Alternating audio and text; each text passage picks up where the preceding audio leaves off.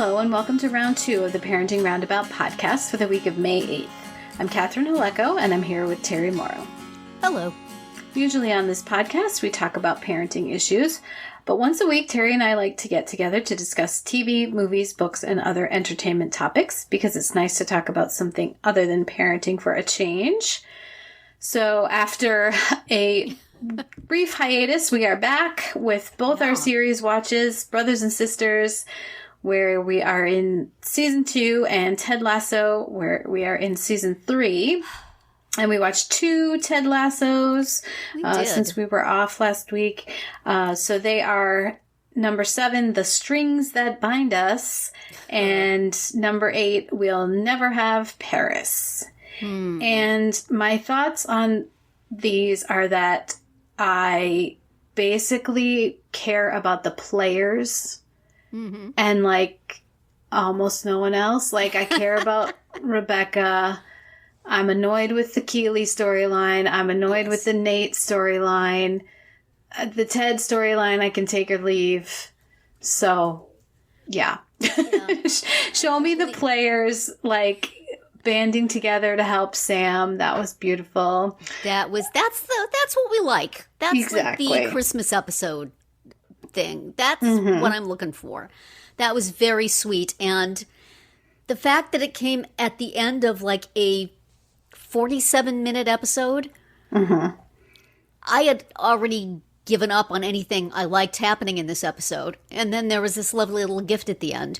Right. But that first episode, The Strings That Bind Us, kind of an uncomfortable title given the function of strings in this episode. Strings in a that particular they used. Drill, which, would that happen?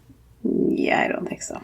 But I had watched a little of it, I'd watched it up to about the part where Nate was coming for the second time to wave to the girl at the restaurant. And then I had other things to do, and I didn't get back to it for a while. And I subscribed to Alan Sepinwall's Substack, and I got the email from him, and the title of the email was Nate the Not So Great. And I thought, oh, crud, is he going to do, the girl's going to reject him, and then he's going to do something nasty and awful, and I don't want to watch that. And I really put off watching the episode until last night. So... And then I watched it, and it was like nothing really bad happened in that Nate storyline. I kept waiting for something bad to happen, and it didn't. And so I went back and said, Alan, what you talking about? And it turns out that there was a fair amount of anger, of dissatisfaction from Alan and from many, many of his commenters about the possibility of Nate being redeemed. That he was awful, he was terrible, the things he did cannot be taken back unless you're going to do a whole season of him making up for all the horrible things he did, which we do not want that. No, thank you. No. Because they will do it too. Shut up. Unless there's going to be like huge amounts of plot dedicated to him undoing all the terrible things he did. We don't want him to be redeemed. No. It's unredeemable. And I don't want the plot. I don't want those huge... I don't want them to spend their time that way. No. I thought they built up enough of why he would behave the way he did, just in terms of a very insecure person who had been put down by his dad, not being very good at being more confident.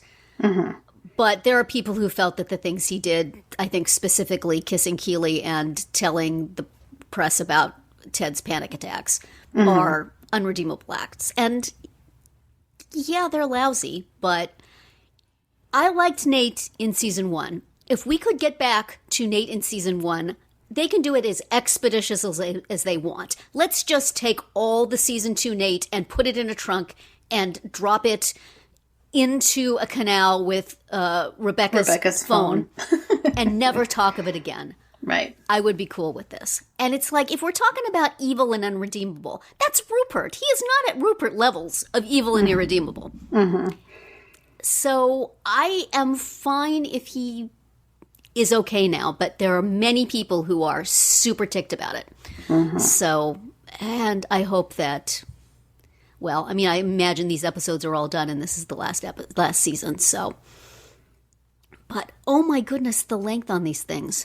I know. What is the matter with them? Number 8 was a full hour. That episode the sunflower episode, it was a special one. They were all having their little storylines and stuff. It was a kind of a Beard After Darky sort of thing. And that was why that one was long. But they're all that long. No, they're all that long. Why? Why are they that long? Yeah, I don't know. I don't understand. But there was a little bit more in the first episode we watched of everybody being together in scenes, people being together in scenes, and more of it in the one after that. And can we just increase that? All is forgiven if you can just finish up the season, right? Making me feel good. That'd be fine. Yep. Both of these had a subplot of people who should know better about how social media works. Sam, really, guy? I love ya, and I hate to see you upset and hurt and angry. And that was a very moving scene where he was so upset, and then his dad walked in. And right. But do they not give these guys training about social media? Apparently well, yeah, not, but if the training came from Keely, that's her job. Yeah, exactly. Like, who also, although that was apparently Jamie just having a stupid password. Right. But yeah, you guys. I don't know. Yeah. But the Sam plot did end with the team coming and putting his restaurant back together, and that was just the sweetest thing. Yes. And also his dad being a good guy and not being like Nate's dad. Yes, his dad, like, I was afraid that his dad was going to be difficult, and he was not. He was Dad gave him a hard time kind. when the team had a sponsor that was... Right. That the dad wasn't happy about. And so I thought, is this going to be another one of these things? But no, It was lovely. Right. So there were some things I liked about that episode. I just kept thinking, can we just end this episode before something bad happens? This has been going on for a long time. Can we just end it now? This would be a good place to end it. Right. And I look at the thing and there's like 20 minutes left. Right. Are you serious? Oh, dear. The Nate thing is just, I don't know what that woman sees in him particularly. Right. But I don't, just make it end. Just let them be. That character is just has been so weirdly conceived all the way through in terms of what his age is and what his particular story is, and they seem to be going back and forth with it, and just whatever. Yeah. It's definitely very odd. And then the second episode, We'll Never Have Paris? Correct. We had Ted and Ted's wife and Ted's wife's boyfriend, who was their therapist, and I am just not into that whole dynamic. I really did not need to see them. The kid's cute, fine. I really don't care what happens in that. I just think Ted needs to move on. I guess it was showing us that, like 2 steps forward, 1 step back, right? Like he sort of overcame a panic attack, or he stopped a panic attack. But, he's still, I don't like to be using the word triggered, but he is still, definitely affected by what happens with his wife. I agree with all that. I understand it. It's emotionally true. I don't care. Right. I don't want to see it. Don't want to see it. I want cheerful Ted back from the first season. I want him to fix everything. Although they did have that montage of wins, so that's always nice. You know? We don't have to actually see them win or do anything. We just need to know it happened. Yeah. Right. Yeah. 57 minutes, you can't even... But okay. They did show Keely and Rebecca in the stands. Yes, that's for true. a second. Looking happy. I was happy that they had some moments together, and I think that Rebecca's concern about Jack is well placed as somebody who has experience with people with money. But yes. Jack is one of those characters who sort of exists to do whatever the plot needs her to do. Mm-hmm. Including Much being like a jerk at the end. Zava. Yeah, exactly. Yes, she... Which, like, remember that guy? That was only a couple episodes ago, but it sure feels like a completely different show. And we never saw him again. Yeah. It's like Jack has been nothing but cool and open, and you would expect her to be the one to say, F it, what people think and what they see. It means nothing. And instead she's the, like, could you put out this really humiliating statement, please? Mm-hmm. Or else I'm leaving. Right. Who are you? Where was that person who was here before? Right. Could we get her back? It just didn't jibe, I didn't think. Right. But it's not like they really bothered to make a character there. They just... nice costumes and some lines, basically. Right. So, whatever happens with that, I do not care. Jamie was pretty adorable, coming to apologize. Yes. Keela. I know. The redemption of Jamie is working much better than the redemption of Nate, for sure. It is. Yeah. Jamie's offenses were all like in the first season. He's been a pretty solid guy since then, I think, whereas Nate's are fresher. But, I don't know. Yes. It's just... There's parts of the second episode I enjoyed. I enjoyed it much more. It seemed like they were doing more people together, and it was cute them going to the game and the kid waving to Nate, and I liked that. But it was, again, so very long. I mean, when they were sitting around singing "Hey Jude," I thought, this is the perfect end to the episode. Isn't this a sweet way to end it? And then there was still like 12 minutes left. Right. And then my son and I turned to each other and said, how much did that cost them? Yes. To play like 85% of Hey Jude. Like, yes. Holy cow. That's probably a lot of money. It just seemed like a whole lot of plot threads that never particularly wove together. But okay, they're gonna stick the landing on this thing, right? How many more episodes are there? One moment, please, because I believe there's like 4. Because I think we decided there was 12. Yes, that's right. One moment. Just let me confirm.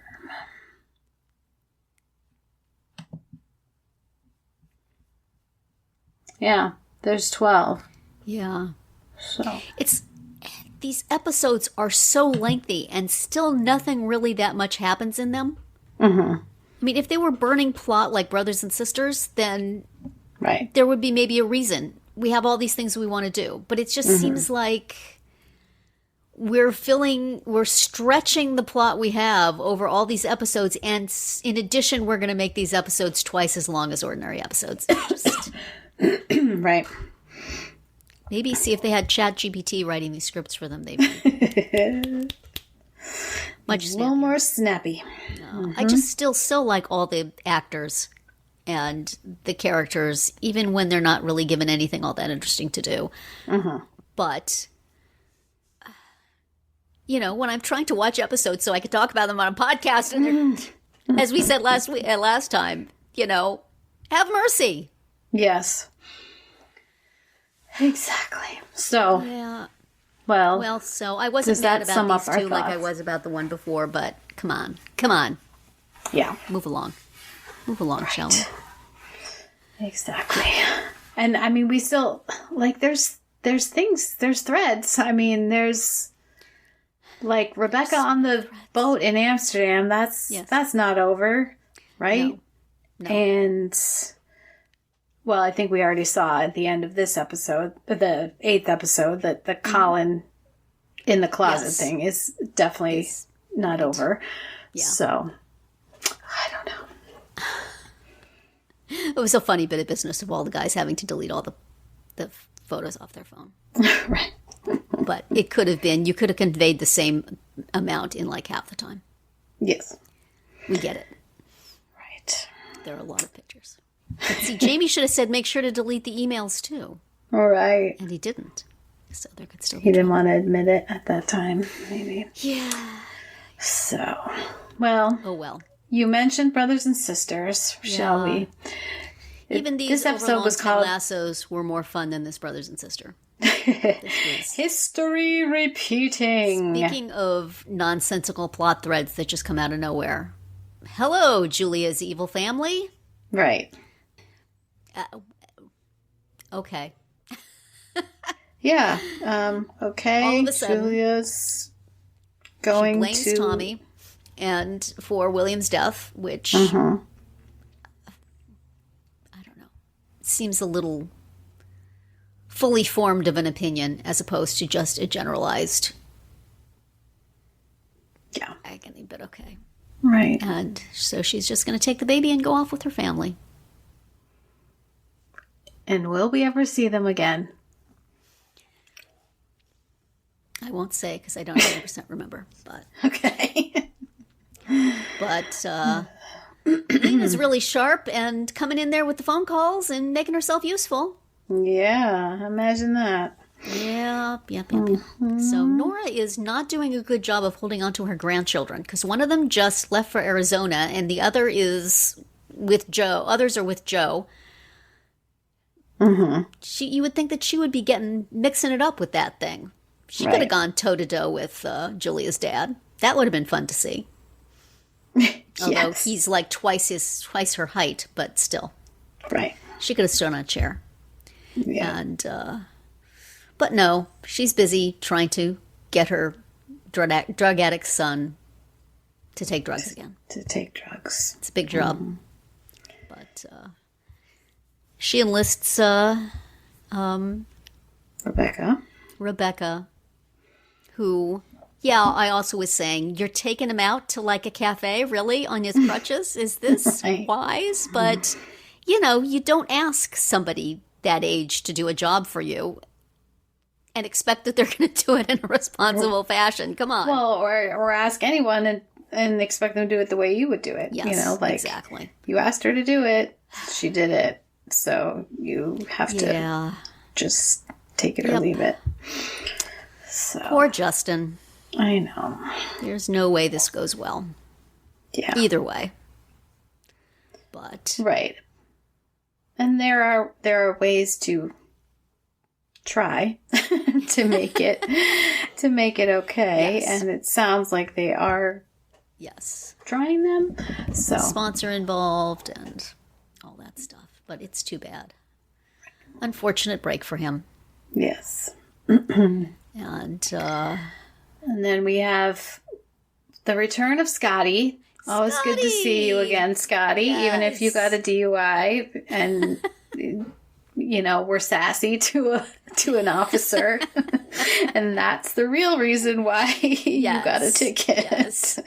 I think we knew that even before it was revealed in court. But so he and Kevin are going to be friends. Because Kevin helps him out by defending him. Right. And Scotty can cook him meals at this expensive restaurant. So, right. Scotty's always a fun presence. Yeah, it is always nice to see him. Always nice to see him. And Kitty. Hey, we met Robert's ex-wife. Hi, Marion Hinkle. Nice to see you. Evil Courtney. Speaking of, as I have of Once and Again, she was on that show. Very good. Played Celia Ward's sister. So I'm always happy when I see her in various places. I guess she's on The Marvelous Mrs. Maisel now, right? Do you watch that show? I don't know. I don't watch that show, but that sounds I think she correct. plays her mom. I can look it up. If I am correct. Things that I know only through reading stuff on social media and reviews and hearing people talk about it on podcasts. I think she and Tony Shalhoub are her parents, but I could have that mixed up. Anyway, I do not like this character, but I like the actress. Nice to see. Always happy to see her getting work. Correct. She is on The Marvelous Mrs. Maisel.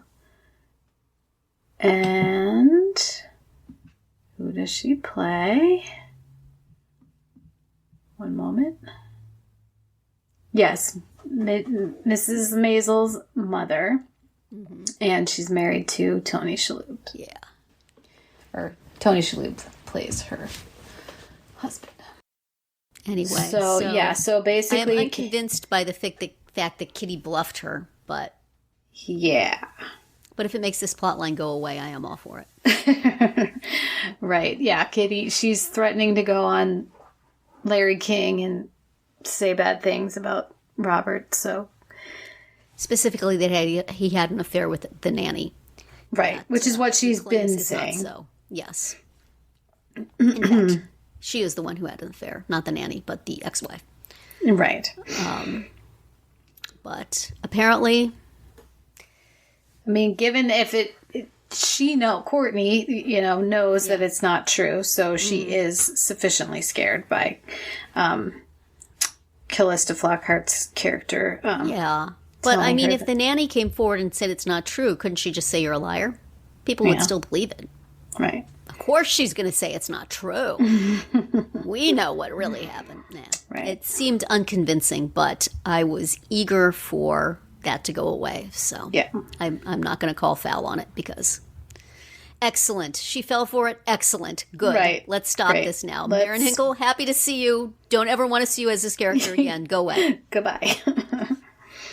Hope that cash that paycheck, babe, and move on to something else. Mm-hmm. Which she did. As we've said, she'd moved on to many other things. She's also on 2.5 Men as one of their ex-wives. Huh? The mom of the half a man. There you go.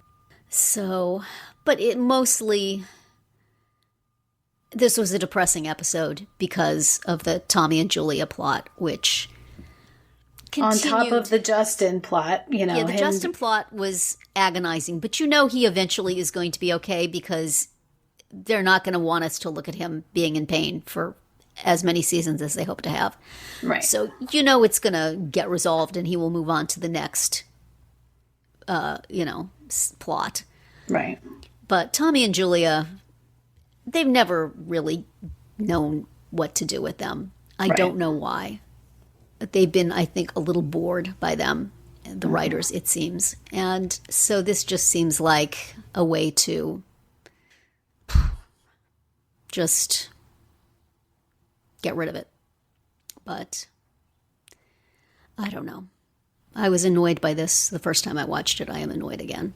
Yeah. And whatever reasons there may have been for why things took this turn, there was rumors of things at the time, of some bad behavior by Balthazar Getty that caused them to set up the plots that happened in this season. But I don't know if that's true. But at the same time, I liked Sarah Jane Morris. I don't like this plot line for her.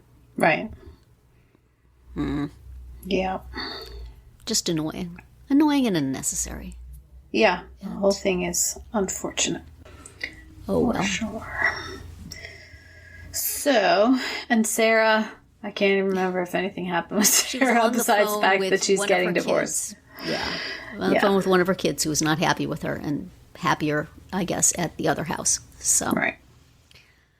Oh, well. Yeah, I think she just got one walk in and walk out. Or maybe she didn't even walk out. Just like one scene. She needed a vacation day, I guess. So. Yeah, they're all probably just as glad. If nothing bad happens to my character this week, great. Right. Great. I'll come through. Like I'll to have fly under the radar. Great.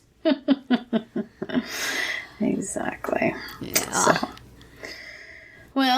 So there you go. What is coming up? We will stick with one episode of each. Brothers and sisters. One episode of Ted Lasso feels like two. Yes. The next Ted Lasso, episode 9, is called Locker Room Aux Folles. Oh, so my. That's labored. And then Brothers and Sisters, episode 4 is called States of the Union. So, yeah, not a lot of happy unions on this show right now. No, the unions are in quite a state at the moment. They on this show, are all in a state. So. Yikes.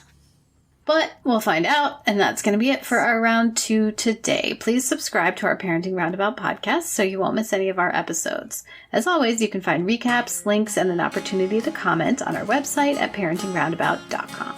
Bye, Terry. Bye, Catherine. Goodbye, everyone.